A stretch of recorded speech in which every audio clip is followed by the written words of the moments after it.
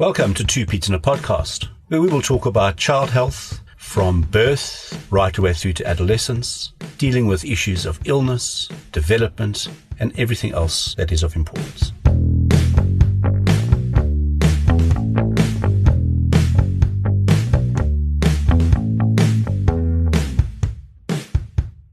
Hello everyone and welcome to January of 2023.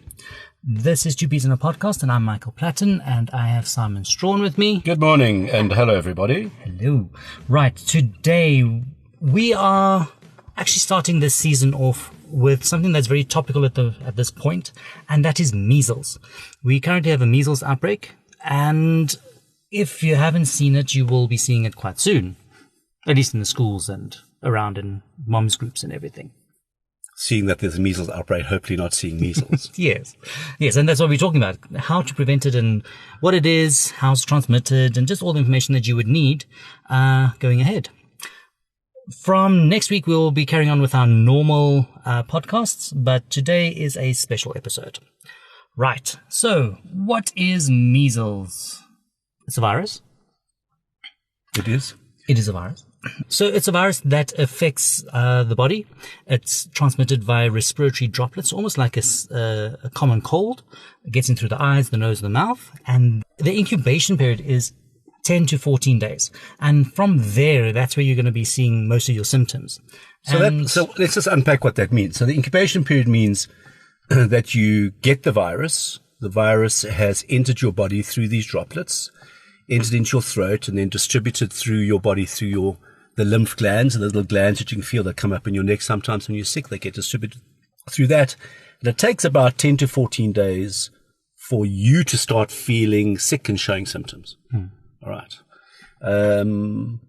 Measles is the most contagious viral infection that we know. Can I unpack that a bit more? We're unpacking a lot. So with COVID, our infection rate is about 2 on average. For measles, it's between 12 and 18. So you're going to infect 12 to 18 unvaccinated people for every infection that you have. Yeah, during COVID, they refer to that as the reproductive rate of the infection. So that's right. Or the R0. The R0, yeah. But the period for which it's contagious, in other words, a time where you can spread it easily from one person to another, happens one day before you start feeling sick. As with respiratory viruses as well. Yeah, one day before you start feeling sick, which is about 4 days before the rash starts. And you are contagious for at least 4 days after the rash. So after the rash disappears or appears? After the rash disappears. Okay. So I think that it's probably a good time to now to say, okay, so how does measles present? So we know it gets into you. It's a droplet infection. It's a respiratory virus. And it produces cough. It produces a snotty, congested nose. It causes red eyes, so-called conjunctivitis. The cough that it causes often sounds a bit croupy. That's what you're going to experience as a parent of the child, hopefully not yourself. And the fever. Well, the fever I'm going to get to now, because the fever doesn't necessarily, the fever starts, and the fever may last 3 or 4 days. But with that comes all of this cough, conjunctivitis. And the reason I said hang on with the fever was because there's an association now between when does the rash start and when does the fever start. Ah, right. Okay. And the important thing is that the rash doesn't start at the beginning, usually. What happens is you get a bit of a fever which builds over 3 or 4 days, maybe 5 days, with these other upper respiratory cough, conjunctivitis, coryza it's called, which is the runny nose, and the croupy sound.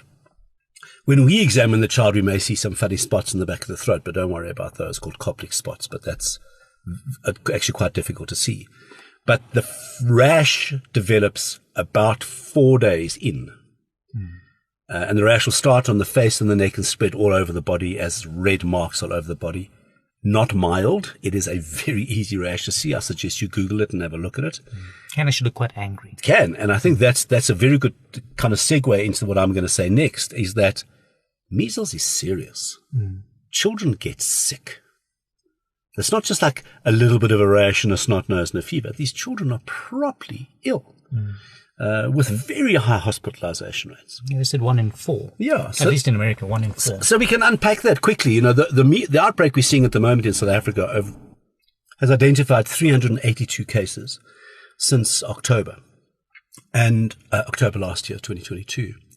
And we're now in January 2023. And the majority of people who are getting sick, in fact, are between the ages of 4 and 19 years of age. Mm-hmm. But the highest... So previously vaccinated? Or in essence, the point is, in this outbreak, 70% of the people with measles, there is no recorded vaccination status. Okay. And of those where we know the vaccination status, only 39% have been vaccinated. Mm. So we'll talk about vaccines in a second. But the point I want to make is that even though the younger children under 1 year of age are not getting lots of measles, they're not like the highest age group, they have the most hospitalizations. That's the other point. It took me a long time to get there. But the background is interesting. Yes. So, yes, very high hospitalization rates, especially in the young children. And that points to the fact... Sorry? With what? Pneumonia? Yes, pneumonia, dehydration, because they're so sick they're not drinking. Mm-hmm. They very often do get vomiting, but generally it's just generalized malaise, very high fevers, not able to drink, be dehydrated, and as you say, pneumonia. You can get an encephalitis, meningitis with measles as well. So like brain swelling type stuff. Terrible. And then also in children that are vitamin A deficient, they can get very bad conjunctivitis. And the children are very predisposed to having middle ear infections as well. So it's a whole host of stuff. But the most severe is the pneumonia and the encephalitis and obviously the dehydration if they can't drink.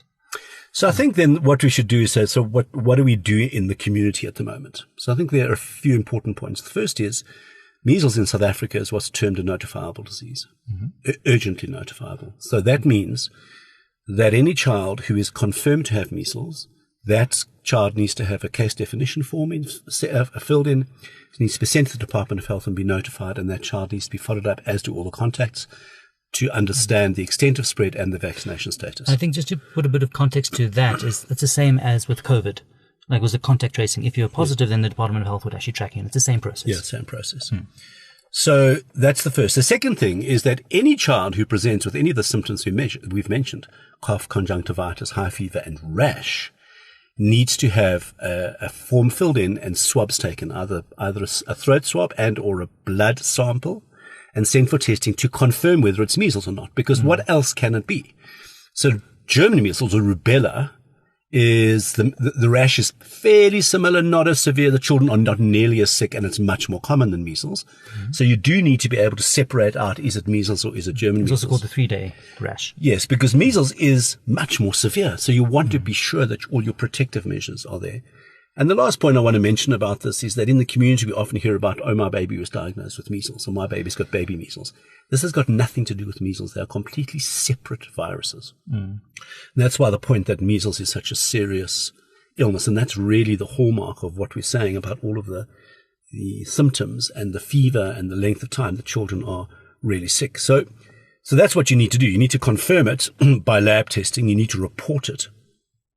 And then the really sick children need to be admitted for supportive care. And Mike mentioned the children with measles, some of them get very bad conjunctivitis, some of them get very bad pneumonias. And in those children, we know if you give them high doses of vitamin A during the measles, you actually assist them tremendously and reduce the bad outcomes. So that's kind of where that is. So I think that's important. If you're considering that your child might have measles because of the symptoms you mentioned, you have to get hold of your healthcare provider. And I think it's important as parents to ensure that your healthcare provider doesn't just go, oh, it's probably measles. Test it, prove it. It needs to be. Yeah. And I think this also comes into what are the defining features to differentiate measles from rubella and from this baby measles or roseola?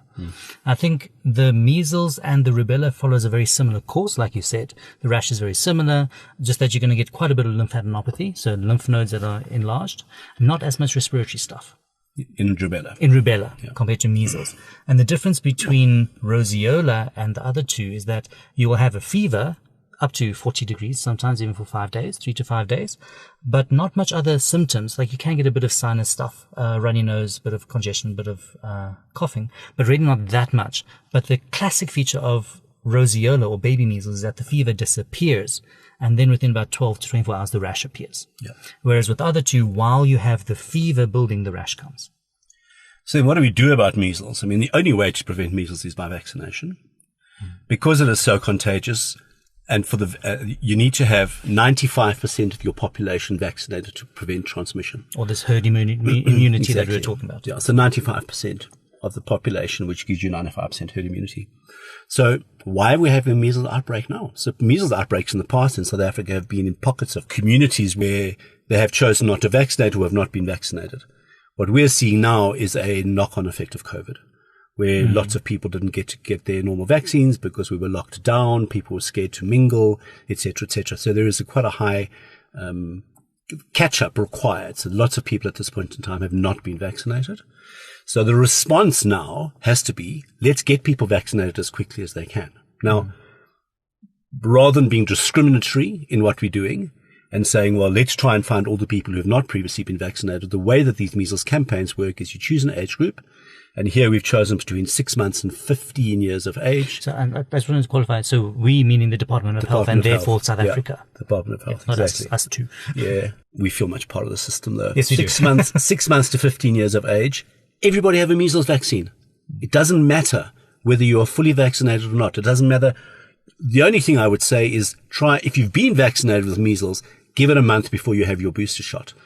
Because even if you're fully vaccinated, we know that the vaccine doesn't necessarily work 100% in every single person. If you were a little bit ill at the time when you had your measles vaccine, maybe it didn't take so well.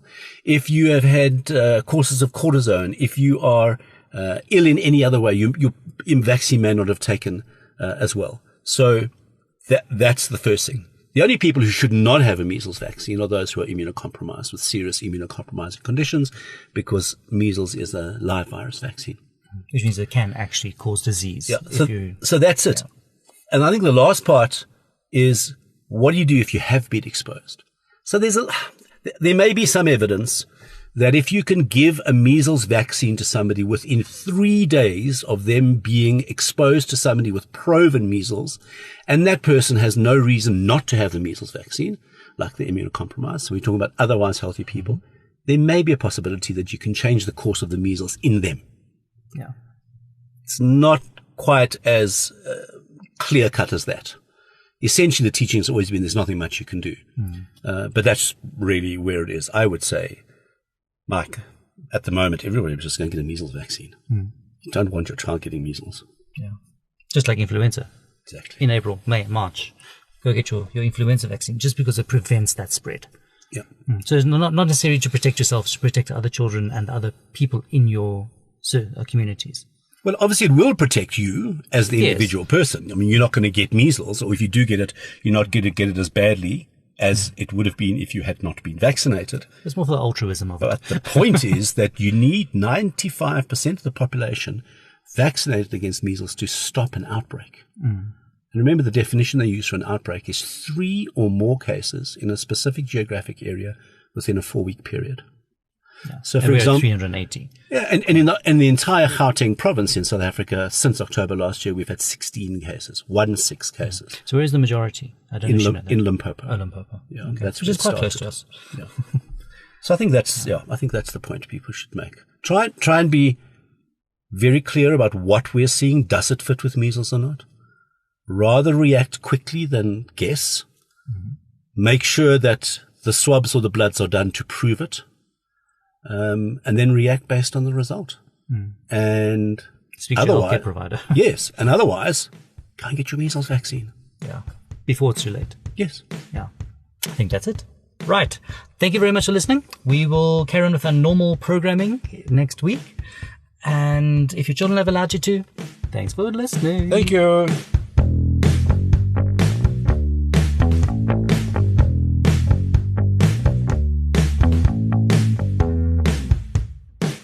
Thanks for listening. If you found this of value, please be sure to sign up to our email list at www.careforkids.co.za, and that's the numeral 4, and subscribe in your favorite podcast app or follow us on Facebook. At 2 Peas in a Podcast. At 2 Peas in a Podcast. TWO, not the numerical 2. This is our disclaimer. The information we have given you in this podcast is our own personal professional opinion. We're giving it to you for your own information.